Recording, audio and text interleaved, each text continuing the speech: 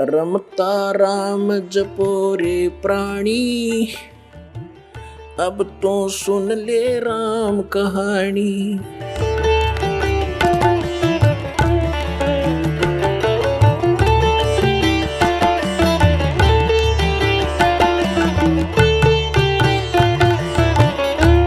तो फिर क्या हुआ, धर्मदास जी ने अब ना तो वह भक्ति और करी, अपनी जो ले रहा था कागज पत्र सारे धर दिए तय करके। अब बता के करूं, फिर इसका मंत्र गीता में नहीं आराम इसने रटन लाग रहे। अब श्याम ने सो गया और रोवे अंदर अंदर कि भगवान अब कह दे वो संत साधु फिर आ जावे। हे दाता मैं कति बहस नहीं करूं, विवाद नहीं करूंगा, अब के करूं, मैं तो ठगया सा रह गया, मेरा तो सब कुछ लुट गया। ये भक्ति तब करने की इच्छा कति नहीं बनती। सारी रात ऐसे ही करवट बदल बदल कर बखत से उठ लिया। अब उसने सोची खाना बना, उठ के वक्त खाना बना लिया ना तो वो पहले लिपा पोती कराया करता, पूजा पाजा की सारी सामग्री जुटाया करता, रोटी बनाने लग गया वक्त से उठ के। अकीब के करूं बता, और तो कोई काम रहा नहीं। अब खाना बनाने के लिए जंगल से लकड़ी तोड़ कर ला रखी थी शाम को, सुबह वक्त से यानी सूर्य उदय होने से पहले लकड़ जला लिए। एक मोटी लकड़ी अन्य सहयोगी लकड़ी लगा कर चूल्हा जला दिया, आग अग्नि जला दी, प्रज्वलित कर दी, अपना खाना बनाया, सब्जी बनाई, फिर रोटी बनाई। धीरे धीरे वह लकड़ी जलती जलती चूल्हे के निकट आ गई, पिछला हिस्सा उसका। तब तक सूर्य उदय होने वाला हो गया, प्रकाश सा खूब अच्छा हो गया। अब उसकी नज़र कहाँ गई, उस मोटी लकड़ी के पिछले हिस्से पे एंड पर वह थोथी थी, अंदर से होलो थी और उसके अंदर चींटियाँ थी।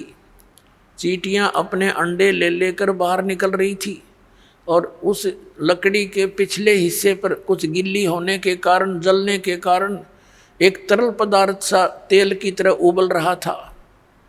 उसके पिछले हिस्से पर एक थोड़ी सी आधी गीली लकड़ी हो थोड़ी बहुत, तो उसका एक ऐसा तरल पदार्थ सा पीछे उबल रहा था, पिछले एंड पर उबलता रहता है। अब वो आगे तो अग्नि फूंक रही, बाहर निकलने की चेष्टा करें तो उसके ऊपर गिर गिर के वहाँ जल रही, चटक चटक हो रही है। अब उसका ध्यान गया, रो तेरे की जुल्म कर दिया, ओहो हुआ तो बड़ा घोर पाप हो गया। भगत दयालु होते हैं। अब उसने सोचा हे भगवान आज तो अनर्थ हो गया, इतना पाप जिंदगी में कभी देखा नहीं। अरे यार इतनी लंबी लकड़ी थी, हाँ इसमें तो पता नहीं लाख जल गई, 50,000 जल गई है भगवान चींटियाँ। अब उसने फटाफट वो जल बुझा दिया, जल डाल कर लकड़ी तो, और सोचा कि इसे पाप के अन्न को मैं नहीं खाऊंगा, इस पाप के भोजन को नहीं खाऊंगा, किसी साधु संत को खिला दूंगा। इस उद्देश्य से सारे भोजन को लेकर रखकर थाली में चल पड़ा, क्योंकि मथुरा के आसपास ये भगत साधु संत घूमते ही रहते हैं। उस समय परमात्मा ने हिंदू साधु का रूप बना लिया, लाल से कपड़े अपने ऊपर कर लिए, और हिंदू धर्म के लोग ऐसे ही लोगों को साधु मानते हैं। धर्मदास जी ने देखा कि सामने एक महात्मा बैठा है, उसके पास गए और कहा महात्मा जी भोजन खा लो।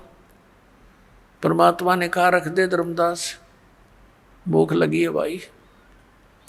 अब धर्मदास जी ने देखा कि ये आदमी मुझे कैसे जानता है, ध्यान किया और ऐसे लगता कुछ देखा हो, लेकिन वेश बदल रखा भगवान ने। सोच लिया कि मैं भंडारे करता रहता हूँ, कभी आया होगा भंडारे में महात्मा धर्म यज्ञ में। तो कहा महाराज भोजन खा लो। का अच्छा भाई। अब परमात्मा कबीर जी ने क्या किया, लोटे में जल ले रखा था अपने में, उसमें से जल लिया चुलू में, एक मंत्र हा बोला और पूरी बात पर छटक, जितना भी भोजन था सारे पर छिटक दिया, छींटे मार दिए। उसी समय सारे भोजन की चींटी बन गई और सारी थाली काली होगी। और चींटियां अंडे मुंह में लेकर के बाहर निकलने का प्रयत्न कर रही हैं, पूरी थाली में घूम रही हैं, भोजन नहीं रहा। तब परमात्मा उसी रूप में आगे जिस रूप में पहले दिन वार्ता हुई थी और कहा, अरे धर्मदास कल क्या कह रहा था कि तुम कोई जीव हिंसा नहीं करते, तेरे से तो कसाई भी अच्छा, इतनी चींटी पाप का भोजन तो मुझे खिलाने लाया था।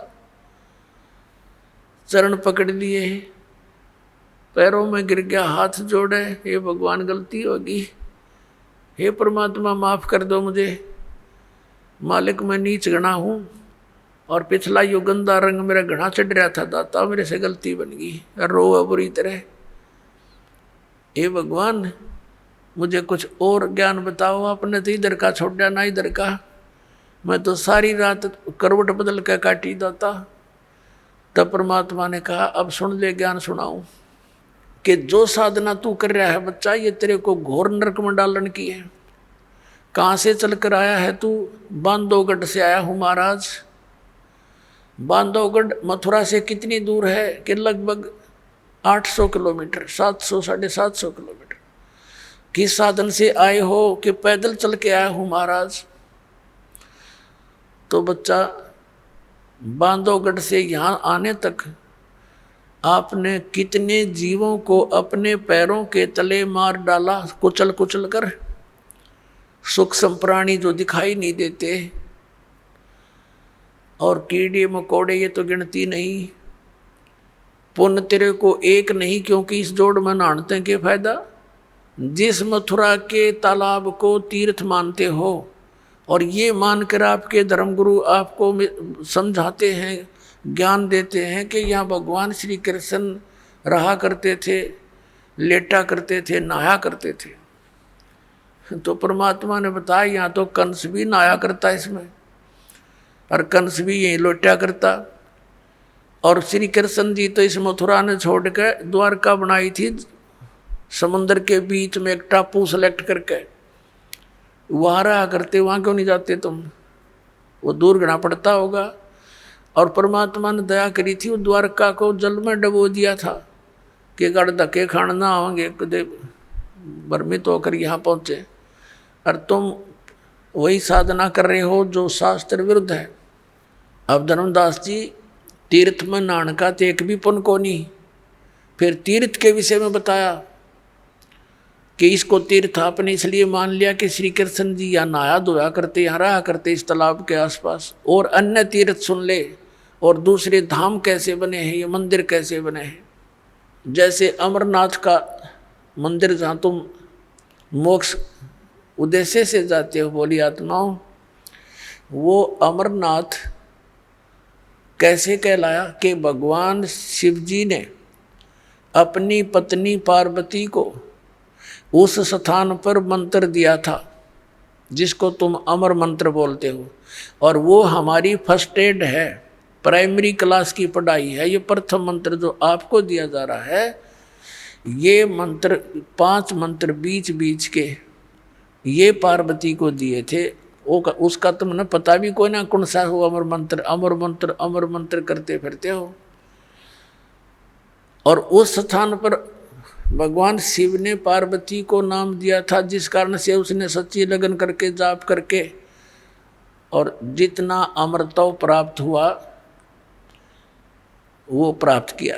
वो कितना है? जब तक वो शिव जी भगवान की मृत्यु नहीं होगी, पार्वती उसके साथ रहेगी, उससे पहले वो 107 बार जन्म और मर ली थी। अब पुण्यात्माओं वहाँ अब ना शिव जी कोई मंत्र दे दिया आपने और ना कोई और स्थान व्यवस्था, तो वो नाम अमर मंत्र पूरे गुरुत हैं। आपको जहाँ मिल जा धर्मदास, अगर आपको वो मंत्र कहीं पर भी मिल जाता तो उस प्राणी के लिए, आपके लिए वो स्थान अमर धाम है, वो अमर लोक अमर है, अमर धाम है वो अमरनाथ का स्थान वो है उसके लिए। जैसे ही बाप जी को यहाँ बरवाला आश्रम में मिलता है मंत्रियों, तो आपके लिए तो ये है तीर्थ, ये बरवाला वाला वो तीर्थ है। लेकिन जैसे क्रोथा आश्रम में जिन्होंने मंत्र लिया था तो उनके लिए वो क्रोथा है वो अमरधाम। लेकिन उस अमरदान में के चाटे वो तो सरकार ने खोज लिया हमारे पे।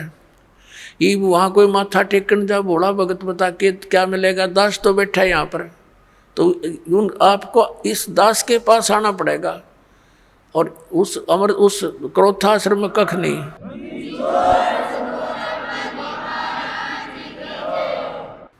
तो इस प्रकार उनको समझा के फिर बताया। धर्मदास जी कहने लगे, महाराज मेरा कति आत्मा गंदे रंग में रंगी हुई थी अज्ञान से, आपने बड़ी दया कर दी, मेरी आंख खोल दी। फिर परमात्मा ने सृष्टि रचना सुनानी शुरू की। अब काल फिर भी अंदर घुसा रहता है। धर्मदास जी ने कहा, महाराज जी एक बात करूं, अकर भाई प्रश्न करूं, एक करो। आप कहते हो कि राम और कृष्ण यानी विष्णु जी कुछ नहीं कर सकते। ये भगवान एक बार मोर ध्वज राजा का पुत्र ताम्रध्वज आरे से चरवा के श्री कृष्ण जी ने और जीवित कर दिया था भगवान ने। बता हम कैसे माने उनमें शक्ति नहीं है। परमात्मा ने कहा, मैंने ये नहीं कहा कि इनमें शक्ति नहीं है, पर ये आपको मोक्ष नहीं दे सकते, आपके प्रारब्ध के कर्मों का नाश नहीं कर सकते, आपके आने वाले जो कर्म में कष्ट लिखे हैं, मृत्यु है, उसको टाल नहीं सकते। ये परमात्मा ने कहा कि जैसे मोर ध्वज राजा के पुत्र ताम्र ध्वज को तो श्री कृष्ण जी ने आरे से चिरवा कर मृत्यु होने के बाद उसको जीवित कर दिया, शरीर भी सेट कर दिया, जोड़ दिया ज्यों का त्यों। इतनी पावर तो है इनमें। लेकिन इनका सगा भांजा अभिमन्यु प्रथम दिन युद्ध में मारा गया था, चक्रव्यूह में। सुभद्रा श्री कृष्ण जी की बहन थी, अर्जुन के ब्याही थी, और प्रथम दिन ही अभिमन्यु मर गया था। श्री कृष्ण रोए, सुभद्रा रोए, पांचों पांडव रोए, उनका कुल नाश हो रहा था। तब तेरे श्री कृष्ण जी ने जीवित क्यों ना करा वो अभिमन्यु। अब धर्मदास फिर सुन हो गया, हे भगवान ये कारण क्या था, हमने तो ये बात कभी ध्यान में ना आई हमारा। तो परमात्मा ने कहा, बेटा अभिमन्यु की आयु इतनी ही थी, प्रारब्ध इतना ही था, और उस ताम्रध्वज की आयु शेष थी। वो तो बीच में जाकर वो पंगा लिया था तेरे कृष्ण जी ने, और वो जीवित कर दिया। वो तो जीवित था ही, उसकी तो आयु शेष थी, और इसको जीवित नहीं कर सका क्योंकि उसका आयु शेष नहीं थी। इसलिए ये आपके प्रारब्ध में आपके कर्म के कष्ट को अवॉइड नहीं कर सकते, खत्म नहीं कर सकते। अब कहने का भाव ये है कि परमात्मा ने फिर सृष्टि रचना सुनाई है। धर्मदास जी फिर थोड़ा सा कच्चा बोल गया,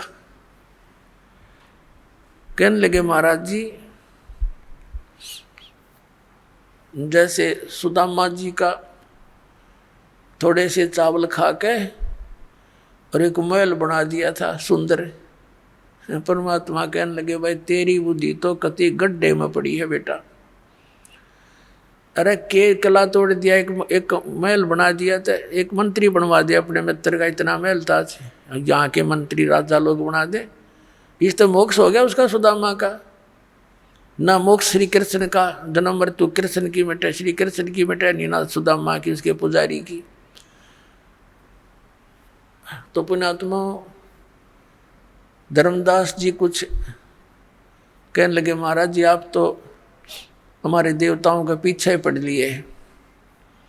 परमात्मा बोला, भाई बाढ़ में जा। मैं उसी टाइम अंतर ध्यान हो गए परमात्मा, और वो लगा रोन बुरी तरह, अरे भगवान गलती होगी, हमारे साथ ऐसी बनी हुई है, काल ने इतने रंग दिए, हम कति खराब कर दिए अंदर ते। अब रो रहा है, देख रहा है ऊपर और नीचे, ये भगवान कहाँ गए। अब उसके बाद बरसाने में जाते हैं, ये मथुरा से फिर बरसाने में जाते हैं। बरसाने में ना जानते नहीं होगा, मथुरा गया हुआ यात्रा पूरी नहीं। बरसाने में किस लिए जाते हैं कि राधा बरसाने की लड़की थी, और श्री कृष्ण से मिलने आया करती थी। तो उस समय के लोग तो उसको गुंडी बुंडी कहा करते कि गैर पुरुष से मिलने जाती है, या पूरा गांव विरोध करा करता, लेकिन वो नहीं मानी फिर भी। तो अब उस वहाँ जाके क्या कहते हैं, राधे राधे श्याम मिला दे, राधे राधे श्याम मिला दे। देख किसे डले डुआ रखे, वहाँ ना राधे और ना श्याम, उड़ा टेलीफोन मिलाओ जाके। अब ये अकल मार रखी हमारी अपने आत्मा। धर्मदास जी वापस चल पड़ा अपने घर को कि ईब तो वो महाराज जी कतई नहीं मिल रहे, बिल्कुल नहीं मिले। मैंने तो नालायक आदमी हो, देख कैसे गलती कर दी और दूसरी बार कर दी। घर की तरफ चल पड़ा रोता हुआ। अब परमात्मा गरीबदास साहिब जी ने अपनी वाणी में कहा है, तावा रोवत धर्मनि नागर, कहाँ गए मेरे सुख के सागर। कल्प करे और मन में रोवे, दसों दिशा को वो मग जो है। दसों दिशा को ऊपर न देखे, कदे ऊपर न उड़ गए हों, साइड में हो, इधर हो, पीछे हो, कदे नीचे खड़े हो कहीं। कहते हैं कल्प करे और मन में रोवे, दसों दिशा को वो मग जो है। अधिक वियोग हुआ हमसे ती, जैसे निर्धन की लुट जा खेती। बेग मिलो कर हूँ अपघाता, मैं ना जीऊँ सुनो विधाता। अब रो रहा है, क्योंकि मालिक जल्दी दर्शन दे दो, हे विधाता अब मैं जीऊँ नहीं गा आपके वियोग में। ऐसा ज्ञान अचंभ सुनाया, ओए होए, ऐसा अचंभित करने वाला ज्ञान आपने मुझे सुनाया।